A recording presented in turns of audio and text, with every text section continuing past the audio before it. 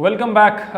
Audio leaks के हम बात करेंगे और यह साहब से डिस्कस करेंगे कैसे क्या कौमी सलामती का ये ख़तरे के लिए घंटी नहीं है। ये कैसे हो सकता है कि वज़ीर आज़म हाउस से हमारी ऑडियोज़ जो हैं वो लीक हो रही हैं। इसके अंदर बड़ी इंपॉर्टेंट डिस्कशंस भी हैं। एक तो हम भारत से इंपोर्ट कर रहे हैं, बैन है हमारी उनके साथ इंपोर्ट, हम नहीं कर सकते। कश्मीरियों के खिलाफ हमारा सख्त स्टांस हमने लिया हुआ है और ये पूरी दुनिया को हमने बताना था कि हम नहीं करेंगे भारत के साथ ट्रेड। हमने आप कह रहे हैं कि जो मरीम नवाज़ के जो दामाद हैं उनके लिए आप वहाँ से जो पावर प्लांट है इंपोर्ट करवा लें। उसके बाद मिफ्ता इस्माइल साहब की डिस्कशन हुई, बाकी डिस्कशन भी हुई। कैसे देखते हैं ऑडियो लीक्स? देखिए, ये जो ऑडियो लीक्स और ये जो वीडियो लीक्स, उन सारी चीज़ों का जो सारा स्कैंडलाइजेशन है, ये शुरू हुई है गुज़श्ता तकरीबन 10 साल से, इससे पहले नहीं थी। और इसका बानी था जूलियन असांज। उसने, आपको पता है कि पूरी की पूरी जो केबल से वो लीक आउट करते थे और इस वक्त तो बेचारा पना लिए। ये पहले तो एक्वाडोर के सफारतखाने में था, कोई एक्वाडोर तो वो है जिसने कर्ज देने से इनकार किया था, वो कमाल हीरो आदमी। अब पता नहीं किस लिए और में, शायद मेरे ख्याल में पकड़ा नहीं गया और उसका अमेरिका जो है वो मांग रहा था। तो मैं अक्सर औकात कहता था कि अगर ये ऑडियो लीक्स जो हैं या वीडियो लीक्स या एक्वेल लीक ये रूस की होती तो अमेरिका के अंदर वो हीरो होता। जितने लोग रूस की स्पाई करके गए हैं वहाँ पर, उनको कहा गया कि ये जो कम्युनिज्म का मसाइल हैं और उसके अंदर ये दबाव बर्बाद थे, इनको बोलने की इजाज़त नहीं थी। अलेक्जेंडर सोल्जनित्सन हीरो, उसकी किताबें छापी इन लोगों ने, पता नहीं क्या क्या कुछ, और वो क्या क्या किया गया, उनको मुलाजम रखा गया।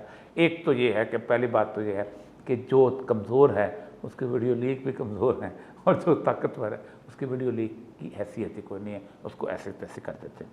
दूसरी बात यह है कि पाकिस्तान की जो पूरी की पूरा इंफ्रास्ट्रक्चर है, इसके अंदर प्राइम मिनिस्टर हाउस क्यों सेफ़ नहीं है। उसकी वजह यह है कि गुज़श्ता कई सालों से हमारे प्राइम मिनिस्टरों ने खुद इंटेलिजेंस एजेंसी को इस काम पे लगाया है। जाओ और ये मकबूल जान का फ़ोन टेप करो, जाओ इस्माइल कासिम का फ़ोन टेप करो, जाओ उसकी बात निकाल के लेके आओ। फिर जब इन्होंने लगाया तो फिर बाकी इस्टेब्लिशमेंट पे लगाया। वो अच्छा, उसको लड़की का फ़ोन है, फ़ौरन उसको फ़ौरन टेप करो, जो उसने फलां तरह की बात है उसको टेप करो। ये फ़ोन यूज़ होते हैं। मसला सारा यह है कि आपको किस बंदे ने ये इख्तियार दिया हुआ है कि इस दुनिया के अंदर जाके आप लोगों का फ़ोन टेप।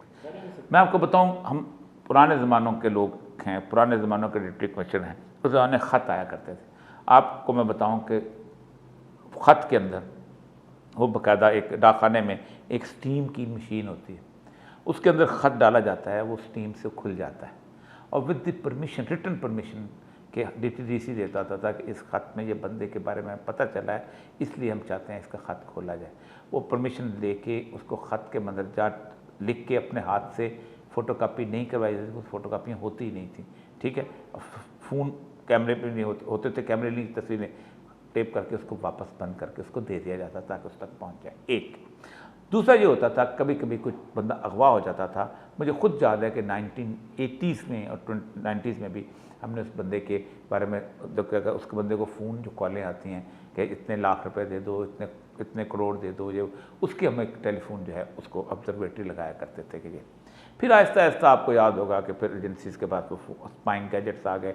उन्होंने अपना एक रेडियो होता था, वो ट्यून करके उसके अंदर सुनते थे, उसको रिकॉर्ड करते थे। फिर आहिस्ता आहिस्ता हर एजेंसी ने ये चीज़ें रिकॉर्ड करना शुरू की। इसके ऊपर लोगों को ब्लैकमेल करना शुरू किया, इसके ऊपर लोगों को कहा कि तुम फ़लाँ की पार्टी में शामिल हो जाओ, फ़लाँ की पार्टी में शामिल। यही वजह है कि आज प्राइम मिनिस्टर हाउस जो है वो इस लेवल पे आ चुका हुआ है। ये आग आपने खुद लगाई है, इस आग से अपना घर आपने खुद चलाया है। अगर आप समझते हो कि मुल्क की सिक्योरिटी दाव पे लगी है, तो इस सिक्योरिटी के अंदर जो सिक्योरिटी के लोग थे उन्होंने ये काम शुरू किया था। ISI ने खुद ये काम शुरू किया था, IB ने ये काम शुरू किया था, स्पेशल ब्रांच ने ये काम शुरू किया था। और किसको पेश करते थे? उसको पेश करते थे वज़ीर आज़म को, वज़ीर आला। मुझे खुद जब मैं सेक्रेटरी लेवल पे था तो मुझे कुछ लोगों की टेपें वहाँ भी दी जाती हैं, जाओ इसको दिखा दो, ये फलां साफ़ी बहुत बोल रहा है, इसको दिखा दो। मैं कहा था आप खुद जाके दिखाओ, मैं खुद दिखाऊँ? तो ज़ाहिर बात है सेक्रेटरी इन्फॉर्मेशन लेवल पे ये बातें की, लेकिन मसला सारा ये है कि ये आपने आगाज़ किया। और कैसे हो सकता है यार कि आप एक आदमी को एक आला ख़रीद के दें कि जाओ तुम बेनज़ीर के दफ्तर में लगा दो यहाँ जाके, तो आपके दफ्तर में क्यों ना लगाएगा? बिल्कुल ऐसे ही है, घूम के वापस क्यों ना आएगा? वो पैसे लेगा। तो आपसे एक बंदा जब बदयांती करता है तो वो आपके लिए करता है नौकरी के तौर पे, वो तो फिर पैसे के लिए, पेट के लिए भी तो करेगा, पेट उसके साथ लगा हुआ है। वो कहता है जब मैंने बदयांती करनी है तो फिर मैं अपने लिए भी अपना पेट को काटूं इस मसले के। तो ये जो लीक्स हैं ये बुनियादी तौर पर आपके घर के ऊपर, या तो आप पूरा बंद करेंगे, ये स्पाइंग सिस्टम बंद करें, एक खौफ। डू यू थिंक पॉसिबिलिटी है कि स्पाइंग सिस्टम बंद कर सके? इतनी गंदी हिस्ट्री है हमारी, ये तो ओपनली हम थ्रेटन भी करते हैं हमारी। इसकी वजह यह है कि जिस दिन आपने ये तय कर लिया कि आपने सिर्फ एक्सटर्नल दुश्मन के लिए स्पाइंग करनी है, उस दिन ये बंद हो जाएगा। जिस दिन आपने ये तय कर लिया कि आपने इसको सियासत के लिए इस्तेमाल नहीं करना, उस दिन ये बंद हो जाएगा।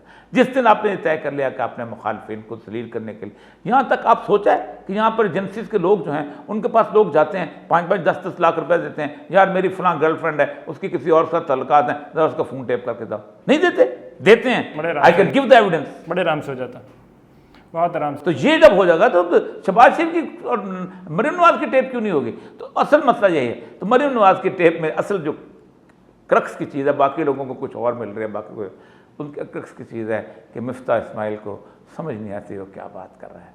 मिफ्ता इस्माइल भोला आदमी है, वो इकोनॉमिस्ट है, उसको पता है कि मामलात क्या हैं, इसीलिए वो बार बार तस्लीम कर लेता था हमारी गलती है, इसलिए वो कहता था झूठ नहीं बोलता था। यहाँ सारी सियासत का कारोबार झूठ पे खड़ा है। यही वजह है कि ये टेपें जो हैं उनके पाँव तरह से ज़मीन निकाल। क्या इसलिए सागदार को लेके आ रहे हैं? झूठ कम बोला जा रहा है मुफ्ता इस्माइल से। सागदार साहब पता नहीं झूठ बोलते हैं कि नहीं है, लेकिन सागदार साहब जो हैं he is a very incompetent person. Pakistan में अगर पाकिस्तान की माशी मसाइल जो हैं अगर 100 हैं तो 50% तो सागदार का हिस्सा है। और प्रेजेंट तो वो इस तरह कहते हैं कि इज सेवियर, ये आके हमारे मुल्क को बचा लेंगे और पता नहीं क्या कुछ कर देंगे, दूध की नहरें बहा देंगे जाके। अगेन झूठ बोलना तो आसान काम है ना, वो तो चल रहा है। कश्मीर का वाला मामले के ऊपर हमारी तो ट्रेड बंद थी, हमने बड़े स्ट्रॉन्ग स्टांस लिया था उनके ऊपर, और वो वहाँ से पार नहीं। वो तो खैर इतना बड़ा इशू है कि इसे डिस्कस करेंगे। मैं तो हुदैबिया मिल में भी गया हूँ, जो जद्दा में जो उसके साथ है अपना जो हुदैबिया, सुलह हुदैबिया की ज़मीन के साथ ही है वो। तो मैंने पूछा तो उसने कहा कि यहाँ सारे इंडियन काम करते हैं, यहाँ किसी पाकिस्तानी को अंदर आने की इजाज़त नहीं है। वो तो खैर वो तो एक लंबा इशू, डिबेटर उसके ऊपर डिस्कशन करेंगे लाजमी। ठीक है, गुड इनफ, इसके ऊपर हम डिबेट करेंगे। ऑडियो लीक्स के जो बैकग्राउंड है वो आपने सारा सुना है। बड़ी मतलब तल्ख हकीकत है हमारी इस मुल्क की और हिस्ट्री, तारीख की, एजेंसियों की। बाद में आते हैं पपेट सियासतदान आते हैं, पहले इनको लगता है कि शायद हमको आगे बढ़ चढ़ के बड़ा कुछ कर लेंगे, बाद में जब घूम के खुद जब इनको काटा जाता है तो फिर इनको तकलीफ होती है और इनकी फिर जो चीखें हैं वो दूर दूर तक सुनाई देती हैं। खैर, आपने जाना, अपने कमेंट सेक्शन के अंदर हमें बताएं, इन्फॉर्मेशन दें, फीडबैक दें। This is me Ismail Qasim signing out, until next time, अल्लाह हाफ़िज़।